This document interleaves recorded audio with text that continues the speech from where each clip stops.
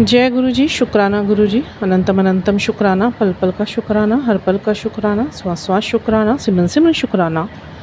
गुरु जी के श्री चरणों में उनकी बेटी प्रभा का प्रणाम और आप सभी साथ संगत जी को जय गुरु जी। ओम नमः शिवाय, शिव जी सदा सहाय। ओम नमः शिवाय, गुरु जी सदा सहाय। गुरु जी के पवित्र पुनीत चरणों में हम सब लाडलों की तरफ से एक ही अरदास, सर्व सुख होवे, सर्वदा भला होवे, सर्वदे कारज रास होवे, सबके मन में सबके लिए खुशियाँ ही हों, सब हर किसी की खुशी के लिए ही प्रार्थना करें। जो दूसरों की भलाई सोचता है, ईश्वर उसका भला स्वयं ही करते हैं। तो इसी के साथ मैं सत्संग अदायगी गुरु महाराज जी की तरफ से ही बहुत बहुत शुक्राने महाराज के, जो इतनी लीलाएं हम सब संगतों के साथ करते हैं और हम सबको पल प्रतिपल सिखा रहे हैं, हम सबको हमारे ट्रू सेल्फ की तरफ ले जा रहे हैं, हम सबको जीवन का मायना सिखा रहे हैं, हमारे आत्मा का उद्देश्य बता रहे हैं, हमें ईश्वर का उनसे जुड़े होने का जो आभास करवा रहे हैं, जो हमें स्मृतियाँ हमें वापस लौटा रहे हैं। बहुत बहुत जितने शुक्राने करें उतने कम। बहुत अच्छी सीखें गुरु महाराज जी देते हैं और अभी 3-4 दिनों में गुरु महाराज जी ने इतना कुछ सिखाया, इतना कुछ सिखाया, इतना कुछ सुनाया। मैं धीरे धीरे करके उसे सत्संगों के माध्यम से जो मेरे साथ भी हुए और जो गुरु जी की टीचिंग्स मिलती रहती हैं, तरस है उनकी, जो जीवन से संबंधित है, जो आत्मिक तौर पे संबंधित है, जो आध्यात्मिक तौर पे संबंधित है, जो भौतिकता से संबंधित है, वो सब मैं सत्संग के माध्यम से उसको शब्दों में पिरोकर जैसे जैसे गुरु महाराज जी आज्ञा देंगे वैसे वैसे मैं उसे अदायगी में लाऊंगी। और 3-4 दिन से सत्संग अदायगी नहीं हो पाई, उसके बहुत सारे रीज़न हैं, बहुत सारे ऐसे रीज़न हैं जो मैं बता नहीं सकती, गुरुजी से ही संबंधित है और मेरी अपने गुरुजी के साथ यात्रा से संबंधित है।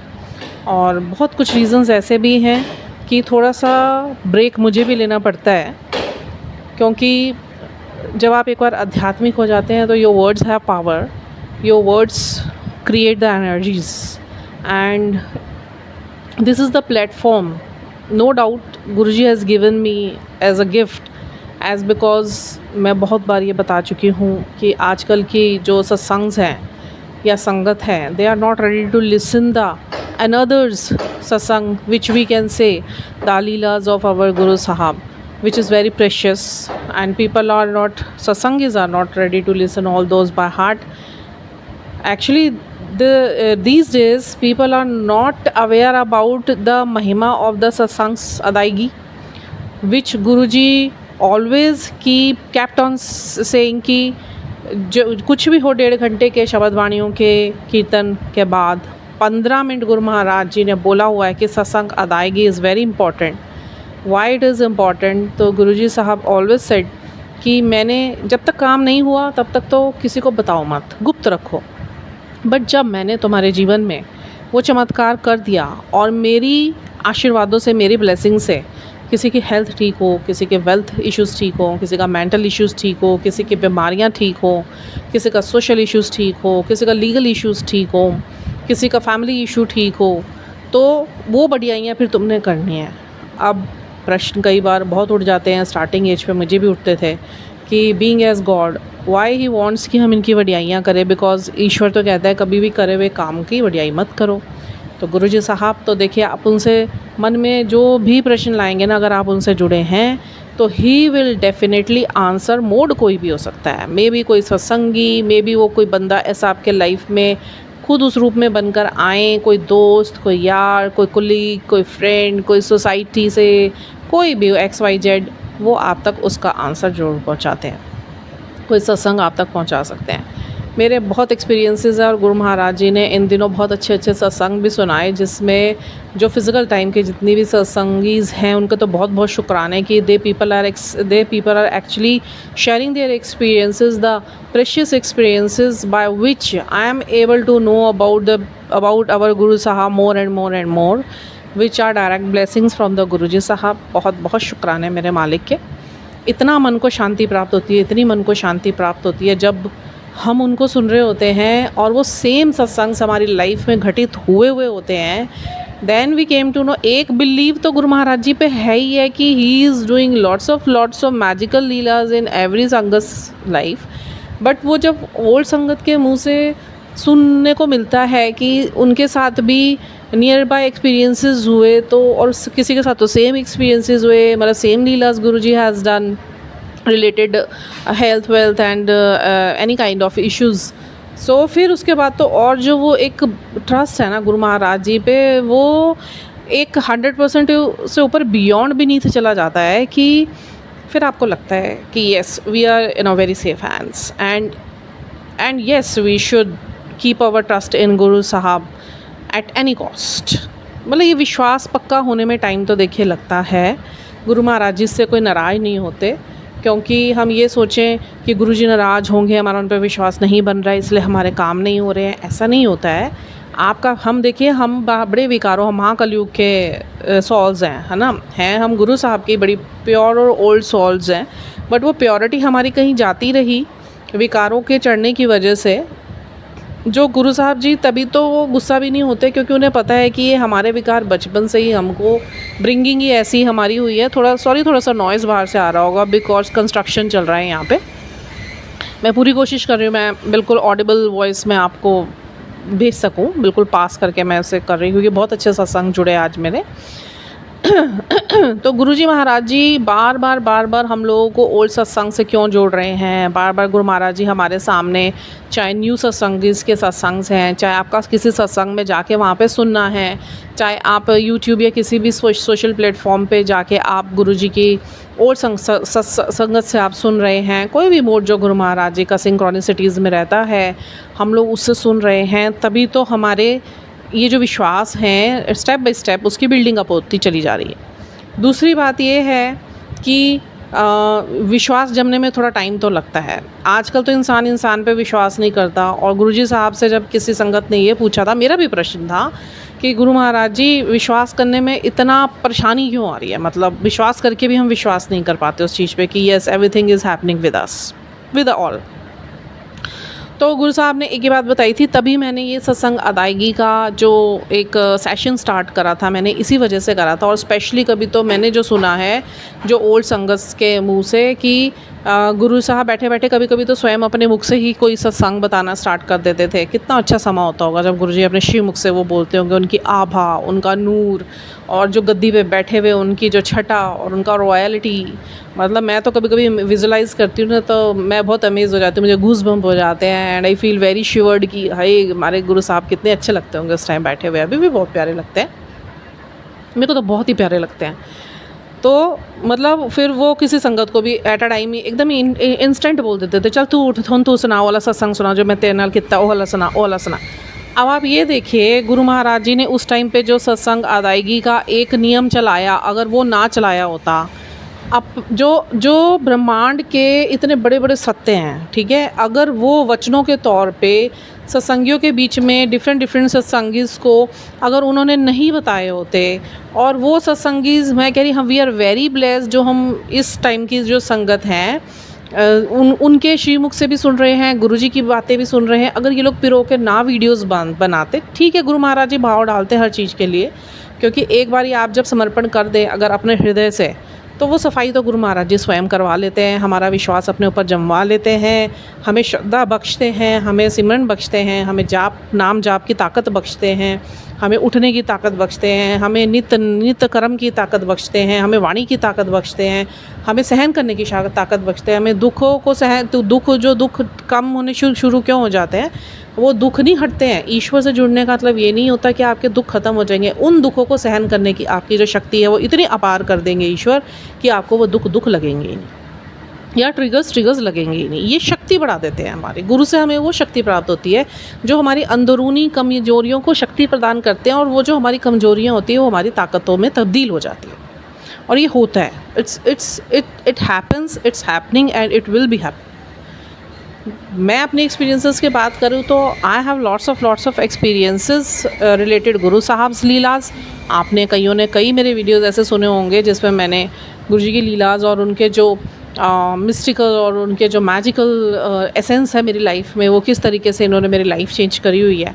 और बहुत सारी चीज़ें ऐसी भी है जो हिडन स्वरूप में है, that is very private, in a very private treasure chest which I can not reveal. तो वो तो मतलब अपने आप में इतने डिवाइन है कि जब वो वक्त आएगा कभी, जब गुरु साहब का हुक्म होगा और जब मैं सुनाऊंगी, तो आप लोग और अमेज़ होंगे उन चीज़ों को सुनकर कि ऐसे भी गुरु महाराज जी किसी के साथ कर सकते हैं। बहुत सारी आत्माओं को गुरु महाराज जी ने बहुत सारे कार्यों के लिए चुना हुआ है। अब वो किससे क्या कार्य करवाना चाहते हैं, वो हमारे ईश्वर के मन की ईश्वर जानता है सबके लिए। ये जो हम लोग क्या जो सुन भी रहे हैं, मैं उनको भी बोल रही हूँ, अपने आप को बहुत ब्लेस समझिए कि अगर हमने अपना गुरु नहीं चुना, हमारे गुरु ने हमें चुना है। ठीक है, महासदाशिव की उपासना महासदाशिव की अनुमति के बगैर कोई नहीं कर सकता। और किसी देवता की उपासना तो आप कभी भी कैसे भी आरंभ कर सकते हैं, बट शिव की उपासना आप अपनी मर्जी से नहीं कर सकते जब तक शिव ना चाहे। तो वी आर वेरी ब्लेस्ड। इसी से ही पता चलता है कि हम गुरु महाराज जी ने हमें अपने करीब आने का मौका इसलिए दिया है क्योंकि जो हमारे माड़े कर्म कभी बदल नहीं सकते थे, वो गुरु महाराज, क्योंकि देखिए कल बड़ा सुंदर सा गुरु महाराज जी ने मुझे एक सत्संग सुनाया, वो मैं डिफरेंट मोड पे सुनाऊंगी पूरा उसको सुन के दोबारा से, क्योंकि उसके एक एक शब्द सुनना बहुत ज़रूरी है जो उन अंकल ने शेयर करा, और उसके साथ मेरे सत्संग भी जुड़े हुए हैं, तो इसलिए मुझे उसे दोबारा सुन के मुझे दोबारा ही पिरोना पड़ेगा उसे। बट एक बहुत अच्छी चीज़ शिव महापुराण में बताई गई थी। देखिए मेरे मन में अभी 3-4 दिन पहले थोड़ी सी दुविधा चल रही थी। मेरे हस्बैंड भी हमेशा मुझसे, जब भी मैं गुरुजी के बारे में अपने हस्बैंड से बात करी है, तो मेरे हस्बैंड ने हमेशा मुझको ये बोला है, दुनिया बनाई ही क्यों? अगर इतना ही दुख कष्ट होना था और इतने ही विकार इसमें होने थे और ये हमारे साथ हो ही रहा है, तो पहले पता तो चले कि इसका आदि क्या है, मतलब वे बनाई क्यों? इंसान को किसी और तरीके से बना देते। अब मैं उनको जवाब देने की समर्थता पूरी प्रयत्न करती हूँ कि मैं उन्हें समझा सकूँ, बट इसका जवाब मुझे भी 90% ही था। 10% की दुविधा मुझे भी थी। वो गुरु महाराज जी ने थोड़े दिन पहले मैंने गुरुजी से यही पूछा, जब मैंने भी शिव महापुराण पढ़ी तो मुझे अच्छे से क्लियर नहीं हो पाया था, बिकॉज गुरुजी ने किसी कारण से मेरी अभी शिव महापुराण बीच में रुकवाई हुई है। मेरी लाइफ में बहुत सारी चीज़ें एक साथ चल रही हैं गुरुजी से ही संबंधित, और गुरुजी ही चला रहे हैं, तो उस कारण से कभी गुरुजी कोई चीज़ उठवा देते हैं, कोई चीज़ रुकवा देते हैं, कभी वही रुकी हुई चीज़ आगे उससे मूवमेंट करवाते हैं, जो पहली करवा रहे होते हैं वो रुकवा देते हैं। तो मेरी लाइफ में तो बहुत मतलब बहुत गुरुजी के अप्स डाउन्स उनकी इच्छा को लेके ही चल रहे हैं, और मैं उनसे अगेंस्ट कभी जाती नहीं कि मैं कहूँ कि मैं फ्री होकर ये कर लूँ वो कर लूँ, मैं सोच भी लूँगी, नहीं होता है। और अब तो आलम ऐसा है कि एक मिनट की रेगुलेशन गुरु महाराज जी की तरफ से है, जिसमें परख भी हैं, परीक्षाएं भी हैं, एनर्जीज़ भी हैं, गुरुजी के साथ जुड़ना भी है, सिमरन भी है, नित्य कर्म भी है, घर की सेवा भी है, अपने आप भी ध्यान रखना है, सीखना भी है, सिखाना भी है, हीलिंग भी है, हीलिंग्स हो भी रही हैं, हीलिंग्स करनी भी है। तो बहुत सारी चीज़ें चल रही है गुरु महाराज जी की तरफ से। तो मुझे तो हाथ पैर छोड़ के बस मैं तो फ़्लो के साथ जा रही हूँ, मेरे को हाथ पैर मारने हैं नहीं क्योंकि मैंने हाथ पैर शुरू में मार के देखे, मैंने अपना दिमाग लगा के देखा। आप दिमाग लगा के कभी भी प्रभु को प्राप्ति नहीं कर सकते हो। जितना मैंने कोशिश करा, मैं स्टार्टिंग में जब गुरु महाराज जी ने मुझे अपने से जोड़कर इन चीज़ों पर बिठाना शुरू करा था, भक्ति पे बिठाना शुरू करा था अपने, उस टाइम पे मुझे कुछ भी नहीं पता था, कुछ भी नहीं। I was zero, I am zero. मतलब मैं गुरुजी के आगे तो कुछ नहीं हूँ, ना मैं कभी बन पाऊँगी। मैं आप लोगों के आगे कुछ नहीं हूँ, ना मैं कभी बन पाऊँगी। मैं आप लोगों को अपने से ऊपर मानती हूँ, क्योंकि आप लोग सुन रहे हो और आप बहुत अच्छी संगत हो, जब हार्ट इस चीज़ को सुनते हैं और मुझे बाद में रिस्पॉन्स मिलते हैं, तो मुझे लगता है मेरे से आप लोग बहुत ऊपर हो, क्योंकि आप लोग इस चीज़ को समझ पा रहे हो। ठीक है, बहुत बहुत शुक्राने हैं आप लोगों के भी।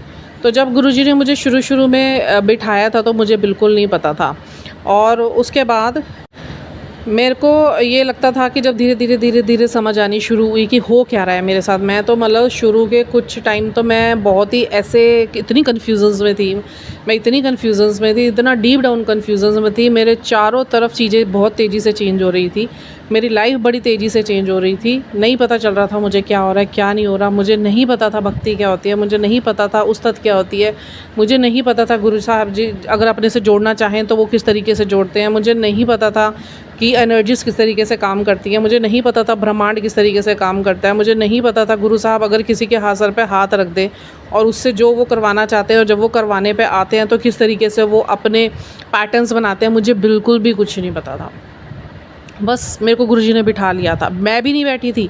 फिर उस टाइम पे आज जब मैं चीज़ें सोच के देखती हूँ ना, और ईश्वर प्राप्ति अगर आप बुद्धि से करने की कोशिश करेंगे ना तो बिल्कुल प्राप्त नहीं कर पाएंगे। बहुत बुद्धि लगाई मैंने शुरू में, बहुत बुद्धि लगाई, चालाकियाँ भी करने की कोशिश करी। चालाकियाँ इन द सेंस की मुझे लगता था कि now I am very much able and aware to understand what is spirituality and how I can balance and how I can handle my thoughts. और उस टाइम पे स्टार्टिंग एज में, और ये नहीं पता था इतने लेवल्स हैं, इतने लेवल्स हैं, इतने लेवल्स हैं, इतने लेवल्स हैं कि हम लोगों में जो विकार है वो एक नहीं है, 1,00,000 है, 1 करोड़ है। तो हर एक भाव पे जब ईश्वर काम करने पे आते हैं और आप एक एक भाव का समर्पण करना शुरू करते हैं, तो उसके बाद आपको चलते चलते वो जो आपके साथ पैटर्न्स चल रहे होते हैं, तब धीरे धीरे धीरे धीरे आपको पता चलता है कि बुद्धि यहाँ पे काम करती है ही नहीं। बहुत बुद्धि लगाई मैंने भी, बहुत बुद्धि लगाई। मैं आज खुल के बोलूँगी इस चीज़ को, क्योंकि अपनी हर चीज़ को एक्सेप्ट करना आना चाहिए, बोलना आना चाहिए, जिगर होना चाहिए, जिगरा होना चाहिए हर किसी के सामने इस चीज़ को। अगर आपने गलती करी है तो स्वीकार करो, अगर आपने कुछ अच्छा करा है उसे स्वीकार करो, कुछ बुरा करा है तो उसे स्वीकार करो। ईश्वर के साथ जब चालाकी भी करी तो वो भी स्वीकार करो। सबके सामने सिर्फ अच्छा अच्छा बताना ज़रूरी नहीं होता, हर चीज़ स्वीकार करो। अच्छा बोलने की हिम्मत रखो, अपने लिए भी सच और झूठ बोलने की हिम्मत रखो कि झूठ बोला है तो हाँ मैंने झूठ बोला है, गलत हुआ है तो हाँ मेरे से गलत हुआ है, अच्छा हुआ है तो हाँ मेरे से अच्छा हुआ है। जो किसी को अगर रोकना है गलत काम करने से, हाँ रोकना है, उसको सत्यमेव जयते पे चलना चाहिए। वही आपका ट्रू सेल्फ होता है जो ईश्वर से आपको मिलवाता है। तो मैंने भी बड़ी बुद्धि लगाई कि अब मैं इस चीज़ों को हैंडल कर सकती हूँ। आई can balance, I am aware and I can understand everything, I can understand the patterns. और बुद्धि लगाते लगाते लगाते लगाते लगाते ईश्वर भी हंसता होगा बैठे हुए, गुरुजी बहुत हंसते होंगे, पर उन्होंने मुझे बड़े प्रेम से रखा और मुझे सिखाने में उन्होंने कोई कसर नहीं छोड़ी। दुनिया का कोई व्यक्ति, दुनिया का बड़े से बड़ा धुरंधर आपको नहीं सिखा सकता जो स्वयं हमारे महागुरु हमें सिखा सकते हैं। अगर इनके पास बैठ जाए सब चीज़ें छोड़कर, सोशल मीडिया से दूरी बना लीजिए, लोगों से दूरी बना लीजिए, एकांत में बैठिए, ईश्वर के साथ बैठिए, उनके साथ डायरेक्ट कनेक्शन में बैठेंगे तो आपको ईश्वर की प्राप्ति ज़रूर होगी, उनके दर्शन ज़रूर होंगे, उनकी अनुभूतियाँ ज़रूर होंगी, उनके एक्सपीरियंसेस आपके लाइफ में बहुत सारे होंगे। तो बुद्धि लगाते लगाते लगाते लगाते फिर एक टाइम के बाद समझ आई। अब बोलूँ मैं आपको, कुछ टाइम पहले से मुझे ये समझ आई, जितनी बुद्धि मैंने लगाई, जितनी बुद्धि मैंने लगाई, जितनी बुद्धि मैंने लगाई कि मैं बुद्धि से ईश्वर को प्राप्त कर सकती हूँ। मुझे ये समझ आ गया, मुझे वो समझ आ गया, मैं ये कर सकती हूँ, मैं वो कर सकती हूँ। सब करके भी देखा, गुरुजी ने हर चीज़ का मौका दिया मुझे कि तुझे जो समझ आ रहा है तू उस चीज़ को प्रैक्टिकली करके देख। I did all that. उसका परिणाम क्या हुआ कि उस टाइम की तो लगा मुझे, ऐसा नहीं मुझे आया नहीं, वो चीज़ मेरे अंदर बैठ तो गई, बट एक अहम भाव भी होता है आपके अंदर। अहम भाव सिर्फ यही नहीं होता कि आप किसी चीज़ के लिए अपनी ताकत दिखा रहे हैं, नहीं। अहम भाव ये भी होता है मुझे ये आ गया, इतना सोचना भी आपका अहम भाव है, ठीक है। और वो करते करते करते करते करते सब ज़ीरो गया मेरा। पटक के गुरु महाराज जी नीचे गिरा देते हैं, ये चीज़ ऐसे नहीं करनी, करने देंगे पहले आपको दिखा देंगे आप कर रहे हो, आप अच्छे से कर रहे हो, चीज़ें काम भी कर रही हैं, बट वो उसमें लास्ट में दिखाते हैं जब सब कुछ हो जाता है कि ये तुम्हारा थोड़ा सा अभी इसमें भी अहम भाव है, त्यागो, स्वीकार करो। मतलब त्याग के अपने आप को समर्पण क्या होता है, त्याग करके सब चीज़ों को स्वीकार करना। ईश्वर प्राप्ति का जो अब समझ आता है वो ये है कि फिर मैंने बुद्धि लगानी बंद कर दी। ईश्वर के आगे जब आप बैठ जाओ ना, जब आप गुरुजी के आगे बैठ जाओ, जब ध्यान में बैठो, दो ही तरीके हैं गुरुजी से जुड़ने के, डायरेक्ट कनेक्शन में आने के, जो उनको अच्छा लगता है। ध्यान में अगर कोई बैठ रहा है तो ध्यान में ये सोच के ना बैठे कि मैं मंत्र जाप कर रहा हूँ या मैं पाठ कर रहा हूँ या मैं नाम जाप कर रहा हूँ। देखिए दर्शन तो होते हैं, लाजमी है। जब आपका ध्यान गुरुजी बख्शते हैं और गूढ़ होना शुरू होता है तो दर्शन होते हैं, बट वो क्या है, वो अहम भाव है कि वो हम देख रहे हैं, हम लोग चाह रहे हैं कि हमें हो, हमें दिखे। क्योंकि स्पिरिचुअल विजन्स आने बहुत जायज़ हैं जब आप एक सच्चाई के रास्ते पे चलना शुरू कर देते हैं। तो स्पिरिचुअल विजन्स आती उन्हीं को है जो अपने पूरे ट्रू सेल्फ पे आना शुरू कर देते हैं, और जो बिल्कुल अपने ट्रू सेल्फ पे आ जाते हैं उन्हें अच्छे से स्पिरिचुअल विजन्स आते हैं, ठीक है। ये जग जाहिर है, ये कोई हिडन करने वाली चीज़ नहीं है। और उसके बाद फिर क्या होता है, अगर फर्स्ट टाइम में मेरे साथ तो बहुत कुछ हुआ, मैं नहीं बताऊंगी, बहुत ही कुछ हुआ, मतलब बियॉन्ड बीनीथ जाके, आउट ऑफ द वर्ड जाके मेरे साथ एक्सपीरियंसेस हुए हैं, विच गुरुजी हैव मतलब taught me to reveal in front of the people right now. जब समय आएगा मैं बताऊंगी। ऐसे ऐसे एक्सपीरियंसेस मुझे शुरू के दिखा दिए थे 1 महीने के अंदर, कि मेरे लिए एक क्यूरियोसिटी बन गई थी एक, और मेरे लिए एक जिज्ञासा का विषय बन गया था, ये होना है अगर इसमें, तो फिर ये तो मैं इसको करूँगी। ये तो पाने का भाव हो गया, मतलब एक चीज़ को प्राप्ति का भाव हो गया। तो क्या आ गया इसमें, आपको चाहिए, आपकी नीड, आपकी ग्रीड, नीड होनी चाहिए, ग्रीड नहीं होनी चाहिए किसी चीज़ के लिए। वो ग्रीड बन गई थी, ये हो रहा है, वो हो रहा है, बहुत कुछ हुआ मेरे साथ, अच्छा बहुत कुछ हुआ, बहुत कुछ हुआ, बहुत कुछ हुआ। मैंने लोगों को थोड़ा थोड़ा बताना भी शुरू करा, और गुरुजी के मैसेज मुझे आते थे कि अभी कच्ची वो है अवस्था, नहीं बताओ किसी को। और वैसे भी जो ये हमारी भक्ति होती है, जब ऐसे उसमें जारी होती है तो किसी को नहीं बताना चाहिए। जो आपके साथ एक्सपीरियंसेस होते हैं, गुरुजी भी कहते हैं ना, ब्लेसिंग्स और एक्सपीरियंसेस किसी को मत बताओ, वो तुम्हारे लिए है, तुम्हारी नाम जाप की कमाई है वो। तो पर अबोधी थे और बेवकूफ़ थे तो बता देते थे। धीरे धीरे धीरे धीरे क्या हुआ कि वो सब गुरुजी ने मेरे को जब दिखाया तो मुझे ग्रीड भी बन गई, नीड भी बन गई। तो वो क्या है, एक आपका अहम है, वो आपका वो आपकी आपने क्या दिखाया ईश्वर को, मुझे चाहिए, मांगा है ना, मांग लिया, अब ये होएगा वो होएगा। आप वो मेरी ईश्वर प्राप्ति की जर्नी नहीं थी। मैं उस टाइम आज बोलती हूँ, मैं वो मेरी ईश्वर प्राप्ति की जर्नी नहीं थी। वो मुझे चकाचौंध देख के, उस चकाचौंध में मुझे अपने आप को विकार में डालने की एक जर्नी स्टार्ट हो गई थी। और उसके बाद जो अभी मैं बात करूँ तो मैं आज की डेट में ये बोलती हूँ, जब ध्यान में बैठे ना अपने आप को छोड़ दो, क्योंकि ध्यान में बहुत सारी चीज़ें सूक्ष्म रूप से आपके सामने आती हैं, बहुत सारी चीज़ें आती है धीरे धीरे करके, और उसमें फंसना नहीं है, उसको देखना नहीं है, उसको देखने के लिए रुकना नहीं होता। वो ग्रीड और नीड है। फिर आप ईश्वर में नहीं विलीन हो रहे हो, आप चीज़ों में विलीन हो रहे हो, आप विकारों में विलीन हो रहे हो। ठीक है, कुछ नहीं, बैठ जाओ। असली प्राप्ति ईश्वर की वही है। आप बैठ जाओ ध्यान में और छोड़ दो अपने आप को ईश्वर पे। कोई चीज़ सामने आए भी उसे जाने दो, आ रहा है जाने दो, आने दो जाने दो, आने दो जाने दो। आपका मेन मकसद क्या है? गुरु जी की प्राप्ति, गुरु जी के प्रेम की प्राप्ति, गुरु जी की नदर की प्राप्ति, मेहर की प्राप्ति। तो वो क्या है? ईश्वर प्राप्ति, जो ईश्वर तक जाने की यात्रा की प्राप्ति। उसमें आप सिर्फ गुरु जी में अपने आप को छोड़ दो, विलीन कर दो।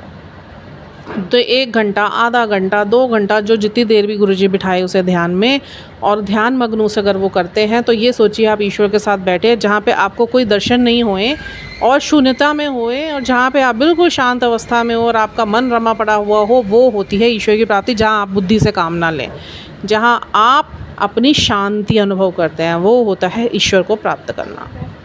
दूसरा तरीका होता है कि जो ध्यान नहीं लगा पाते हैं, जो सवेरे नहीं उठ पाते हैं, उसमें भी कोई दिक्कत नहीं। गुरुजी बोलते हैं कि मेरे साथ कदम कदम चलना अच्छा है बजाय भागने या दौड़ने के, क्योंकि थके बगैर तुम अपनी मंजिलों की तरफ पहुंचोगे।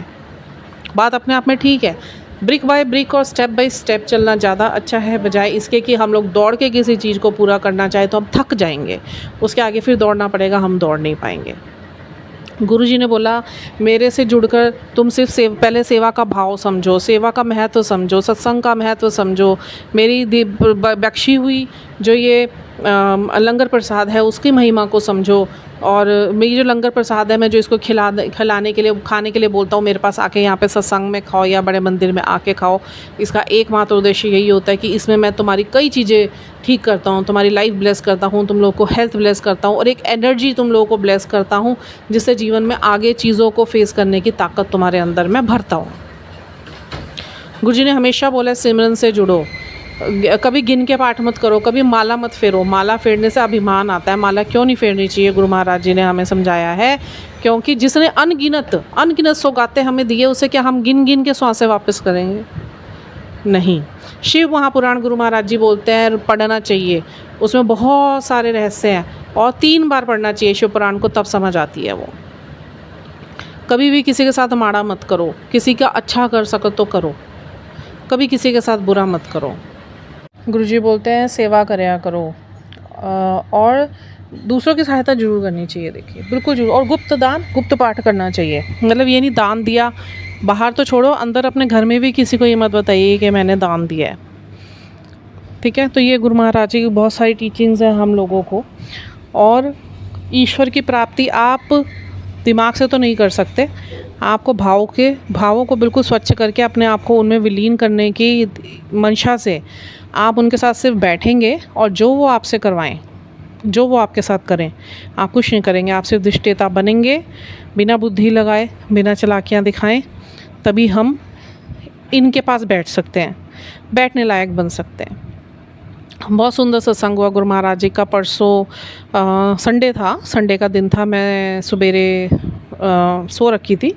नॉर्मली गुरु महाराज जी मुझे 4:20 तक उठा देते हैं, हार्डली 4:30 तक, और उसके बाद गुरुजी के शुक्राने अदा करके, मतलब 10-15 मिनट लग ही जाते हैं। उसमें बहुत सारी चीज़ें देखो शुक्राने की अदा करनी चाहिए। भी ये बात निकली है तो मैं आप लोग को बताती हूँ। गुरु महाराज जी कहते हैं सवेरे उठने के बाद ईश्वर को याद करते हुए, उनके शुक्राने करते हुए और सर्बत का भला मांगते हुए रात को सोने से पहले गुरु महाराज जी की स्वरूप सेवा करके, उनसे बातें करके, उन्हें पूरे दिन का ब्यौरा दे के, पता उन्हें सब कुछ होता है, वो तो मतलब एक एक की पीठ पचाने और कट कट की पत पत की जाने, वो तो सब कुछ जानते हैं, वो एक एक मिनट का रेगुलेशन जानते हैं, पर उनको भी अच्छा लगता है हम उन्हें इज़्ज़त दें। ये इज़्ज़त बख्शाई होती है देखो बड़ों के प्रति। आप जब जाएँ तो आप उनको बोल के जाए, गुरु महाराज जी आज बड़ा अच्छा आनंदी जीवन आपने हमारा बितवाया, एक एक श्वास आपके सिमरन में आपने निकलवाई, हमारे घर के काम सुचारू रूप से आपने करवाए, हमारे सब बच्चों को ब्लेस करके रखा आपने, हमारी फैमिली को ब्लेस करके रखा, सर्बत के भले में आप लगे रहते हैं, सृष्टियों के भले में आप लगे रहते हैं, कभी सोते नहीं हैं, हमें तो सोने का समय भी प्रदान करा है, आप तो सोते भी नहीं हो, आप तो सारी सृष्टि की रक्षा। हमारे सोने के बाद हम कहाँ जाते हैं, हमारा शरीर शिथिल पड़ा हुआ होता है, आप उसको भी संभालते हो, उसके शुक्राने करो और हर लीला का शुक्राना करो और उनको प्यार करते हुए उनका मत्था चूमो, उनके हाथ चूमो, उनके बॉडी, उनका जो फिज़िकल बॉडी है उसकी सेवा करो, दबाओ, उनके हाथ पैर दबाओ प्यार से उनको। शुभ रात्रि करके आप अपने कमरे में जाइए, सवेरे उठिए और सवेरे उठते ही गुरुजी और सभी डिवाइंस को याद करते हुए उनके शुक्राने कीजिए और सबके लिए मंगलमय दिन की कामना कीजिए और उसी के साथ अपना दिन स्टार्ट कीजिए। तो मतलब 4:30 हो गए थे और अलार्म मेरा बज गया था, 3:30 से बज रहा था, but I was little bit lazy that time because I was not well last night, मतलब Saturday night I was not well, मेरा बॉडी में बहुत चीज़ें चेंजेस हो रही थी, थे उसके कुछ कारण स्पिरिचुअल। तो मुझे ये हो रहा था चलो संडे है तो थोड़ी देर में उठती हूँ मैं, आज I will get up 5 o'clock, by 5 o'clock। तो जैसे ही अभी मैं 4:45 हुए थे एंड मैं बहुत डीप स्लीप में जाने ही वाली थी। आई वॉज अवेयर बिफोर 4:45 कि अब मैं उठ जाऊँगी, बट मेरे को अंदर से ये हुआ कि हाँ अभी थोड़ी देर में उठती हूँ, 5 मिनट है अभी, तो थोड़ा सा स्नैप और ले लेती हूँ, उसके बाद मैं उठती हूँ। तो मैं गुरुजी ने क्या करा, मेरी नींद लग गई थी एक्चुअली, तो गुरुजी ने कुछ लीला करनी थी मेरे साथ, मैं बताती हूँ आपको क्या बड़ी सुंदर लीला करी गुरु महाराज जी ने। क्लेंजिंग्स ही करनी होती है हमारी, तो हीलिंग्स और क्लेंजिंग्स करनी होती है। तो मैं बैठी हुई थी, मैं लेटी हुई थी, मैं सोई हुई थी गहरी नींद में, मेरे टेबल के साथ मेरा लैपटॉप पड़ा हुआ था, साइड टेबल जो बेड के साथ लैपटॉप था, लैपटॉप के आगे 2 बॉटल्स थी, एकदम से 2 बॉटलें, वो दोनों बॉटलें पहले नीचे गिरी और उसके ऊपर मेरा लैपटॉप बैग बॉटल्स के ऊपर आ गया। मैं समझ गई, मेरे हस्बैंड तो डर गए, मेरे को उन्होंने पकड़ लिया कि तू गई, मैं तो नहीं गिर गई। तो मैंने कहा नहीं मुझे कुछ नहीं हुआ, वो बॉटल्स और बैग गिरे हैं, कैसे गिर गए? कह रहे ये तो गिरने का मतलब ही कुछ नहीं बना हुआ और टेबल इस तरीके से बना हुआ है कि गिरने का तेरा हाथ लगा। मैंने कहा नहीं मेरा कुछ नहीं हुआ। तो मैंने कहा तुम सोचो कुछ नहीं हो। गुरुजी ने उठाया मुझे, मैं लेज़ी हो रही थी कि अभी उठती हूँ मेरी नींद लग जाती है, और गुरुजी ने 5 बजे मुझे उठा दिया। अब वो मैं उठी, फिर शुक्राने करे मैंने, मैं वॉशरूम गई, मुंह धोया, मैंने वार्म वाटर लिया, मैं बैठी 2 मिनट गुरुजी के साथ, फिर गुरुजी के साथ बातें करके फिर मैंने मुँह हाथ धो के और मेरे को गुरुजी ने जाप पे बिठा दिया। अब क्या हुआ कि जो हमारे ड्राइंग रूम जहाँ पे मैं गुरुजी का शुरू से ही, गुरुजी मेरे से जो अमृत वेला है वहीं पे करी है मैंने, एक सीट फिक्स होनी चाहिए। देखिए अमृत वेला की सीट भी बाबा चेंज नहीं करनी चाहिए, एक सीट फिक्स हो जानी चाहिए, क्योंकि वो सिद्ध हो जाती है बैठ के। तो वो पंखा जो हमारा ड्राइंग रूम का है ना, वो बड़ा सा मतलब मिसबिहेव सा करता है, मतलब अपने आप ही कभी तो पूरा दिन भी बिल्कुल ठीक चलेगा, नहीं होगा तो उसमें पता नहीं क्या हो जाता है, थोड़ी देर में वो रिवर्स एक जो राउंड हल्का सा बिट सा एक रिवर्स मार के वो फिर सीधा चलना शुरू हो जाता है, बड़ी ज़ोर की मतलब गड़गड़ करके वो हिलना शुरू हो जाता है, फिर ठीक हो जाता है। बड़ा डिस्टर्बेंस बड़ी करता है फिर वो अगर बैठे हुए हों तो, और डर सा भी लगता है भी गिर ना जाए। उसका कोई इलाज भी नहीं है, हमने सारे इलेक्ट्रीशियंस को भी पूछ लिया, वो कह रहे इसकी अंदर से जो वायरिंग हो रखी है वो इस तरीके से कर रखी है कि ये पंखा चलता ही रहेगा, पर ये है कि हाँ पूरा तोड़ के इसे ठीक करना, वो सीलिंग्स वगैरह बनी हुई है, इसे तोड़ने का कोई मतलब तो बनता नहीं। अब गुरु महाराज जी पे छोड़ा हुआ मैंने, जो इसका करवाएंगे या नहीं करवाएंगे। मैं बैठी हुई थी तो ठंडा हो रहा था, सवेरे 4 बजे से यहाँ देहरादून का तो मौसम बड़ा प्लीजेंट चल रहा है। और सबसे पहले मैं यही सत्संग अदा कर दूँ गुरु महाराज जी के श्री चरणों में, लोटस फीट में, कि बहुत बहुत शुक्राना उनका। अभी गर्मियाँ शुरू भी नहीं हुई थी, मार्च एंड हो रहा था, मेरे गुरु जी को पता मुझे गर्मी बहुत लगती है, मुझे बर्दाश्त नहीं होती, जबकि गुरु जी ने जो मेरे को फ्लैट बख्शा हुआ इट्स वेरी चिल्ड एंड ठंडा ही रहता है वो। बट पिछली गर्मियों में हमें कूलर लेना पड़ा था, बहुत गर्मी हो गई थी पिछली बार, तो बहुत ही गर्मी थी और मेरे से बॉडी से बर्दाश्त नहीं हो रही थी। मेरे अंदर सिर्फ एक ही डिज़ायर था, मैंने गुरुजी से बोला नहीं, मैं कहा काश इस बारी ना बारिशें ही हों, थोड़ी सी गर्मी हो जाए और बारिश हो जाए और ना राहत मिली रहे। मैं कहा पिछली बार तो मेरी गर्मियाँ निकालनी मुश्किल हो गई थी। It was only my desire.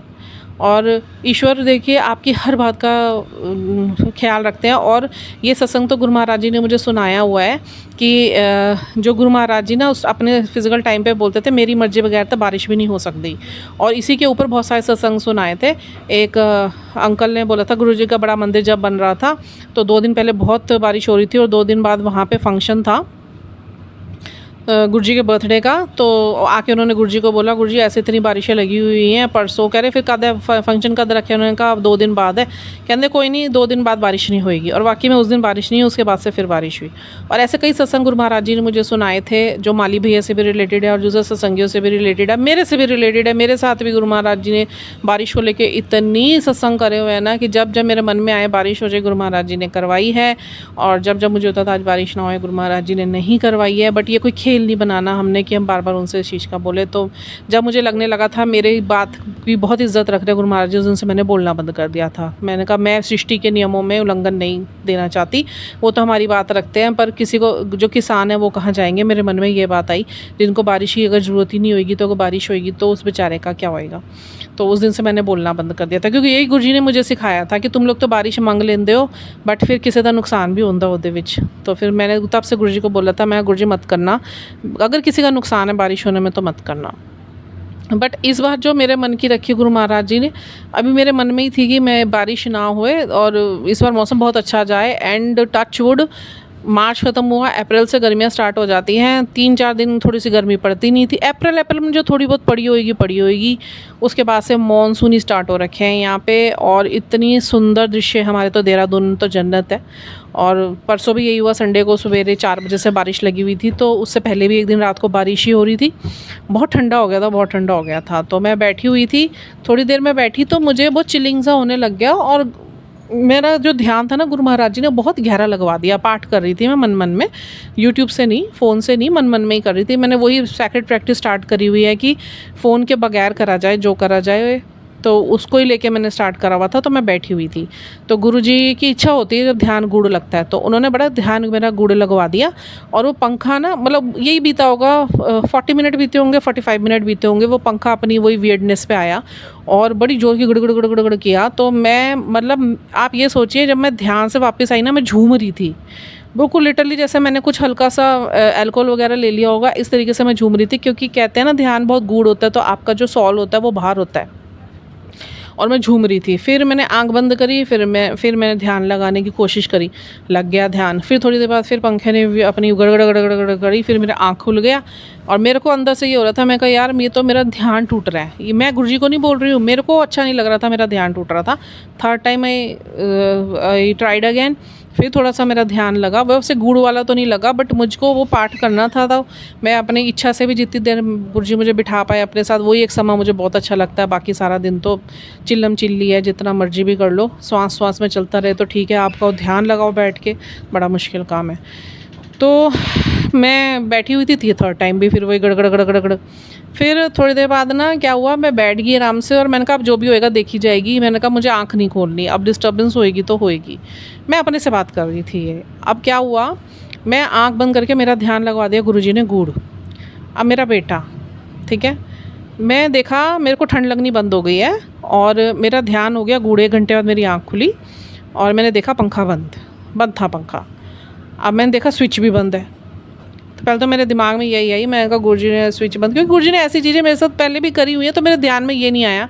बाद में पता चला बात तो क्या थी, तो वो स्विच बंद हो रखा था। मैं कहा गुरुजी आपने स्विच ऑफ करा, तो बड़ी खुशी हुई मुझे। बट वो बाद में पता चला, देखिए बेटा मेरा सोता है, वो बड़ी गहरी नींद सोता है, वो सवेरे उठ के आता नहीं है वैसे कभी भी, क्योंकि हमारा कमरा और उस कमरे में और इनका डोर बंद होता है तो आवाज़ जाने का कोई मतलब नहीं होता है। तो मेरे बेटे को उसी टाइम पे गुरु महाराज जी ने मेरे बेटे के रूप में, मेरे एक बेटे के हृदय में स्थित होकर, तो गुरु महाराज जी उन बेटे मेरा उठ के आया हुआ होगा। और वो पानी, जबकि जल प्रसाद उसके साथ में ही रखती हूँ, जल प्रसाद वहीं पड़ा हुआ था इसके साइड टेबल पे, ना उसके लिए उठा ना वो बाथरूम गया। उसी में ही गुरुजी आके वो उससे ही स्विच ऑफ करवा के और वो आके सो गया।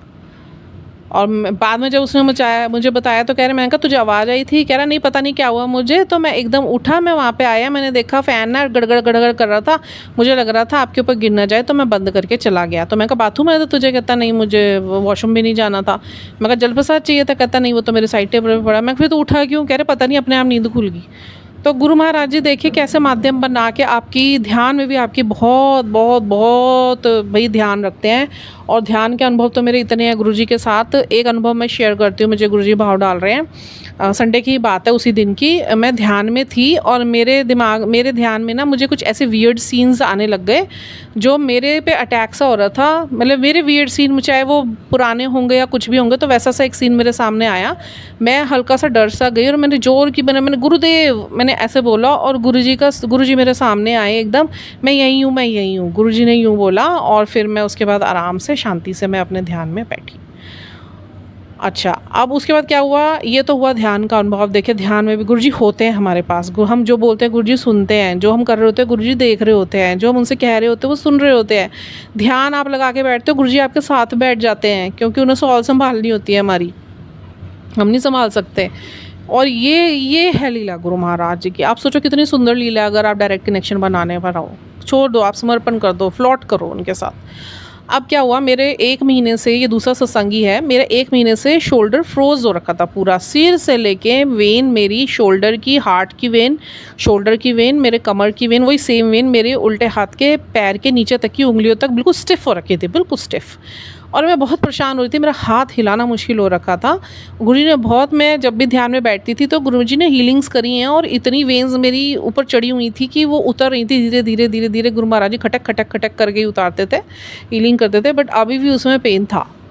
अब क्या हुआ, संडे को ही एक 15 मिनट का सत्संग, जब मैंने ध्यान लगा लिया था, उसके बाद 15 मिनट का एक सत्संग था। मैं नॉर्मली सत्संग सुबह सुनती नहीं हूँ, ये अच्छे टाइम पे, जो उमा अमृत वेला के टाइम पे मैं कभी सत्संग सुनती नहीं हूँ। तो ऑल ऑफ द सडन वो 2 दिन से मेरे सामने आ रहा था, आई वॉज नॉट लिसनिंग दैट। तो गुरुजी ने जब कुछ सुनाना होता है वो सुनाई देते हैं, तो मेरे को पता नहीं क्या मन में भाव आया, मैं इसे सुन लेती हूँ। उसमें लिखा हुआ था तेरे ऊपर बहुत भारी नज़र लगी हुई थी। तो मैंने कहा चलो सुन लेती हूँ, 10 मिनट का है। तो मैं आंख बंद करके उसे सुनने लगी। तो उसमें फ्रोज़न शोल्डर के बारे में बात हो रही थी और 1-2 समस्याएं और थी जो मेरे हेल्थ से रिलेटेड थी। तो वो फ्रोज़न शोल्डर के बारे में उसमें बता रही थी आंटी भी। मेरा एक बारी बहुत ओल्ड संगति थी, मेरा जो शोल्डर है बड़ा फ्रीज़ हो गया था और गुरु महाराज जी के पास में बैठी हुई थी। तो गुरु महाराज जी मतलब अपना फ्रोज़न शोल्डर का पूरा बता रही थी, तो वही सेम कंडीशन मेरी चल रही थी। थोड़ी देर बाद मैंने देखा, जब सत्संग वो ओवर हो गया 10 मिनट बाद, तो सुनते में ही वो जो 1 महीने से मेरा शोल्डर ठीक नहीं हो रहा था वो एकदम ठीक हो गया। इतना सा भी दर्द नहीं था कि इतना सा भी दर्द होए, बिल्कुल भी दर्द नहीं था। तो बहुत बहुत शुक्राना मेरे गुरु महाराज जी का। देखो नज़रें लग जाती है, और कहाँ कहाँ लगती है आप जाको, कभी बैक पे लग जाती है, कभी कमर में लग जाती है, कभी कंधे पे लग जाती है, कभी आपके नेक पे लग जाती है, कभी हैंड पे लग जाती है। इसी तरीके से ही लेते हैं। अच्छा, अब क्या हुआ, अच्छा इससे थोड़े दिन पहले देखिए बहुत बड़ी परीक्षाएं चल रही हैं मेरी। 2 परीक्षाएं गुरु महाराज जी ने अभी 6 दिन के अंदर मेरी ले ली। और इतनी बड़ी परीक्षाएं थी वो, इतनी बड़ी परीक्षाएं थी। एक परीक्षा थी वो 2.5 दिन की ली थी, एक परीक्षा थी वो पूरे 3 दिन की ली, जो कल समाप्त हुई। कल भी क्या, आज सवेरे समाप्त हुई। तो मतलब मैं बड़ी डिस्टर्ब चल रही थी 2-3 दिन से, इस वजह से मन भी नहीं कर रहा था मेरा सत्संग अदायगी करने का। पहले गुरु महाराज जी ने मुझे ही संभाला और उसके बाद मुझे आज बिल्कुल रिलैक्स कर दिया उन्होंने। कल रात को कर दिया था सोने से पहले, और उसके बाद सवेरे मैं उठी तो उसके बाद और गुरुजी ने रिलैक्स करते गए। आप जब वो देखते हैं ना आपका प्रेशर पॉइंट, अब इसके बाद आप सहन नहीं कर पाएंगे, फिर वो रिलीज़ कर देते हैं उस पैटर्न को। ये मैंने बहुत बार बोला है। तो चिंता इस चीज़ की नहीं करनी, क्योंकि देखिए सब कुछ प्री प्लान्ड है। हमारे माँ सदाशिव के हम हाथ में हैं, तो हमारी लाइफ प्री प्लान्ड है। जो उन्होंने लिखे हमारे बदलने, हमारे कर्मों के हिसाब से उन्होंने बदलने ही है। बस अपने कर्म अच्छे रखिए, क्योंकि कर्मों पे ही है यहाँ पे सब कुछ। गुरुजी साहब भी ब्लेस कर्मों के हिसाब से ही करते हैं, प्रेम भी वो कर्मों के हिसाब से ही करते हैं, वो अनुभूतियाँ भी कर्मों के हिसाब से ही करवाते हैं, वो दर्शन भी कर्मों के हिसाब से ही देते हैं। और गुरुजी ने बहुत अच्छी चीज़ मुझे सिखाई। मेरे मन में भी यही एक प्रश्न था जो नहीं होना चाहिए था, बट था, अब क्लियर्ड है। तो एक पुरानी सत्संग के मुँह से उसका आंसर मुझे ऐसे दिलवाया। एक अंकल ने अपना सत्संग शेयर कर रहे थे, तो मेरे मन में भी यही विचार था कि थोड़े दिन पहले किसी से बात हो रही थी मेरी एक फ्रेंड से, तो वो किसी सत्संग में गई होंगी, तो उन्होंने मुझे बताना शुरू करा। मैं तभी किसी से ज़्यादा बात करती नहीं हूँ, तो उन्होंने मुझे बताना शुरू करा कि भाई ऐसे ऐसे वो बंदी भी वहाँ पर आई हुई थी जिसने तेरे साथ ऐसा किया था। अब मैं उसको क्योंकि माफ़ कर चुकी हूँ, गुरुजी ने मुझे बोला है सब चीज़ों को माफ़ कर दो, सब लोगों को माफ़ कर दो, क्योंकि तभी मैं तुम्हारे माड़े कर्मों को भी तो माफ़ करूँगा। और माफ़ी का भाव सबके अंदर होना चाहिए, किसी, क्योंकि तुम सब एक ही हो, हम इंटरकनेक्टेड सेल्स हैं। तो आप किसी के लिए अगर अपने मन में कुछ रखोगे तो दैट मीन्स कि आप उसको अपने लिए भी सोच रहे हो, आप उसके लिए नहीं, आप अपने ऊपर उसकी एनर्जी को चिपका रहे हो। तो थर्ड आई को हमेशा रिलीज़ करके रखो, क्योंकि वहीं से तुम मेरे से जुड़ते हो। और अपने थॉट को रिलीज़ करके रखो, नहीं तो फिर वहाँ पे भी एनर्जी ब्लॉकेज लग जाता है। दूसरा, हार्ट को भी रिलीज़ करके रखो, क्योंकि ये 3 जगहों पे ही हमारे एनर्जी ब्लॉकेजेस लगते हैं, थर्ड आई पे, थ्रॉट पे और हमारे हार्ट पे। और यहाँ पे एनर्जी ब्लॉकेजेस लग जाए, आप किसी हालत में बैठ ही नहीं पाओगे, कुछ भी करने के लिए आपके कोई काम होंगे नहीं, इवन आप अपना शरीर भी नहीं चला पाओगे। तो मैं वो अंकल भी यही बता रहे थे कि मैं तो उसकी बात निकली तो मैंने बात काटने की कोशिश करी उनको, पर मेरे मुंह से इतना ज़रूर निकल गया। मैंने कहा कोई बात नहीं, अगर वो कह रही हमारे ऊपर तो मेहर होगी, हमें तो ये मिल गया वो मिल गया। मैंने कहा देख बोलने दे, कोई बात नहीं, अच्छा है मिल गया। मैं कोई उल्टे वे में बात नहीं कर रही थी, मैं खुशी हो रही थी। तो पर मेरे मन में फिर एक बार प्रश्न आया, मैंने कहा गुरु महाराज जी इतने पापी लोग, उसके बाद भी मेहर बरस रही है आपकी, हमें तो आपने पूरा ऐसे भट्टी में डाल के रखा हुआ है कि हम इतना अपने भाव आप हमारे प्योर करवाते हो, उसके बावजूद भी जरा सा भी हम लोग जो नॉन इंटेंशनली भी कुछ कर जाते हो ना, आप हमारे उसी टाइम कर्म भुगतवाते हो उसी टाइम। तो गुरुजी ने बड़े प्यारे जवाब में उत्तर दिया कि तुम्हारे को तो मैं उसी टाइम भुगतवा रहा हूँ, उनके कहाँ तक जाएंगे जो ये सब कर रहे हैं, और मैं देख रहा हूँ उनको, हर किसी को देख रहा हूँ मैं। और वो अगर ये सोच रहे कि मेरी मेहर उन पे हो गई और वो पीठ पीछे तेरे लिए हंसते हैं कि देख उसको तो हमारे से अलग ही कर दिया, भूल जाए इस चीज़ को। तूने जो करा है ना, तूने मेरे पे समर्पण करा है, वो अभी भी वहाँ पे ही रह के, और वो अभी भी उनके अंदर वो स्वच्छता नहीं आई है, वही विकार ही है, एक दूसरे की चुगली करना या एक दूसरे के लिए बुरा कहना, एक दूसरे के खिलाफ गलत बैक बेचिंग करना। तो कह रहे ये मेरे कभी नहीं हो सकते, मेहर तो मेरी सब पे बरसेगी। फिर गुरु महाराज जी ने उत्तर दिया, जब बरसात होती है ना, तो बरसात का पानी ना हर खेत पे गिरता है, हर व्यक्ति पे गिरता है। अब उसमें हज़ारों लोग पापी भी होते हैं, हज़ारों लोग पुण्य करता भी होते हैं। तो मैं बरसात को ये देख के नहीं करता कि कौन कहाँ खड़ा है, पुण्य वाले पे ऊपर करनी है और पापी पे नहीं करनी, या साधु के खेत पे करनी है, शैतान के खेत पे नहीं करनी है। ये तो ईश्वर की कृपा है, सब पे बरसेगी। पर हाँ, कि जो मेरे से आता है जुड़ने के लिए इसीलिए कि अगर उसे ये घमंडी पड़ा रहेगा कि मैं उसका हूँ, मैं उसको दे के अपने से दूर कर देता हूँ। और जो मेरे पे समर्पण करता है उसको मैं बिल्कुल अकेला करके अपने हृदय के बिल्कुल करीब लेकर आ जाता हूँ। और हमारी लाइफ में सब चीज़ प्री प्लान्ड है। चिंता इसलिए गुरुजी ना करने के लिए बोलते हैं।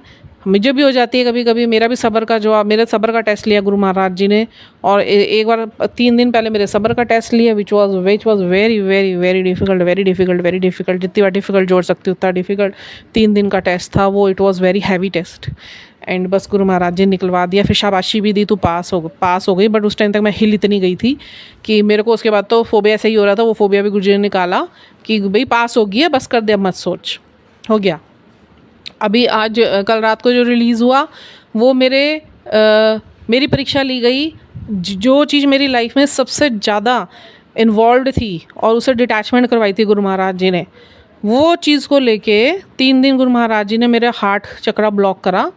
और मेरे को हो भी रहा था, मैंने कहा गुरुजी आप कह रहे थे मेरे हार्ट पे, मैं कैसे सोच रही हूँ, मैं सोच ही नहीं सकती। मैंने 3 दिन लगा दिया ये बोलने में, ये मेरे विचार नहीं है, ये मेरे विचार नहीं है। मैं अपने आप को धिक्कारना शुरू कर दिया था, मैं रोने लगी गुरु महाराज जी के आगे बैठ के, मेरे विचार नहीं है गुरुजी, ये मैं सब छोड़ दूँगी आपके लिए, मैं क्यों आ रहा है मेरे दिमाग में, आना ही नहीं चाहिए। और फिर मेरा दिमाग भी घूम रहा कि मैं कहा गुरु महाराज जी आप कह, क्योंकि एक्सपीरियंसेस मेरी बॉडी के अंदर बहुत हो रहे थे मुझे स्पिरिचुअल। तो मैं कहा गुरु महाराज जी आप कह रहे थे ये चीज़ मेरे साथ हो तो नहीं सकती, ये आपका ही कोई पैटर्न है, मैं ये भी बोल रही हूँ। मतलब 10-15 चीज़ें कन्फ्यूज़न में मेरे दिमाग में गुरु महाराज जी ने घुसा दी। और जबकि रियलिटी पता होते हुए भी मेरा माइंड स्टक कर दिया उस तरफ से कि वो रियलिटी मेरे दिमाग में आने ही नहीं दी। अगर मैं सोच लेती उसे, मैं उसी टाइम रिलीज़ कर देती उस चीज़ को। पर क्योंकि गुरु महाराज जी ने मुझे कहीं ना कहीं कमज़ोर पाया, अभी हल्का सा कुछ रहता होगा उसमें कमज़ोरी, मुझे ही पक्का करने के लिए गुरु महाराज जी ने वो लीलाएं रची और बहुत जल्दी 6 दिन के अंदर 2 टेस्ट ले लिए, हिल गई मैं बहुत अच्छे से। आज I am feeling much better, अभी भी इतना तो नहीं बट मच बेटर। के पर गुरु महाराज जी फिर सवेरे से बड़े सुंदर सुंदर उन्होंने मेरे साथ अनुभूतियाँ करी आज सवेरे ध्यान में। तो जब वो जब छकाते हैं ना तो वो प्यार भी बहुत करते हैं, 2 गुना प्यार करते हैं। तो उनकी ली हुई परीक्षाएं और उनकी परख ये तो चलते रहेंगे। और कभी आपका सब्र जो आप देगा तो वो सब्र पे परख लेंगे, कभी आपका विचार जो आप देंगे तो आपके विचारों पे परख होगी, कभी आपका किसी चीज़ का दुख बनेगा तो वो दुख की परख आपके प्रेशर पॉइंट पे ला ला के ही उस दुख से बाहर निकालेंगे। आपके कंफर्टेबल, आपको किसी भी चीज़ में ना कंफर्टेबल जोन नहीं बनाने देंगे, because soul is an energy which is always in the expansion mode। वो सिर्फ एक्सपेंड होती है, वो कहीं नहीं रुकती। तो हमारे सॉल का एक्सपेंशन है ये। और सॉल की मजबूती हम लोग जिस दिन जान गए ना अपनी सॉल की मजबूती, मैं एक पिक्चर शेयर करूँगी आप लोगों को। वो ब्रेन है, ब्रेन का दिखा रहे थे, वो एक टेबल पे हमारा ही ब्रेन पड़ा हुआ था, साइंटिस्ट थे राइट साइड, और ब्रेन की सारी नर्व्स नीचे पैर तक इतनी लंबी लंबी नर्व्स थी, इतनी लंबी लंबी नर्व्स। उनका कहने का मतलब ये था कि हमारी ब्रेन की जो नर्व्स है ना हमारे पूरे शरीर से पैर तक जुड़ी हुई हैं। इसीलिए बोलते हैं पॉजिटिव सोचिए, गुरुजी भी कहते हैं ना पॉजिटिव सोचिए। कॉन्शियस सबकॉन्शियस माइंड में अच्छी चीज़ें, हेल्दी चीज़ें फीड कीजिए, क्योंकि जैसा हम सोचेंगे वैसा हम बनेंगे, वैसे ही हमारे साथ होएगा। अगर हम अपने अगर हमारी हेल्थ ख़राब भी है XYZ, तो हमें ये नहीं बोलना है हम परेशान है, मेरा तो शरीर नहीं चल रहा, मैं तो बस दुखी हो गई हूँ। तो क्या हो रहा है, वो आपका ब्रेन ना उसी टाइम पे एक्टिवेट हो जाता है और वो नर्वस सिस्टम को पूरा कमांड करना शुरू कर देता है। अब आप ऐसी चीज़ें बोलोगे तो आपकी बॉडी चलनी बंद हो जाएगी। If you will say I am perfectly fine, I am good, I am cool, और मैं बहुत पॉजिटिव हूँ, I am very calm soul, I am very peaceful soul, तो वो कमांड जाएगा तो आप पीसफुल ही रहेंगे। बाकी देखिए एग्ज़ाम्स तो गुरु महाराज जी के हैं ही हैं, वो तो ख़त्म होने वाले हैं नहीं। वो तो बेरी का, वो कहते हैं मैं तो बेरी के बेर को पहले पकाता हूँ, फिर मैं हिलाता हूँ उस पेड़ को बहुत ज़ोर ज़ोर की, फिर जो पेड़ गिर जाते हैं इट मीन्स कि वो मेरे से अलग हो गए। वैसी वाली संगति होगी जो सिर्फ ये चाहती है हमें मिलता रहे, अंदर से ठीक नहीं करना अपने आप को।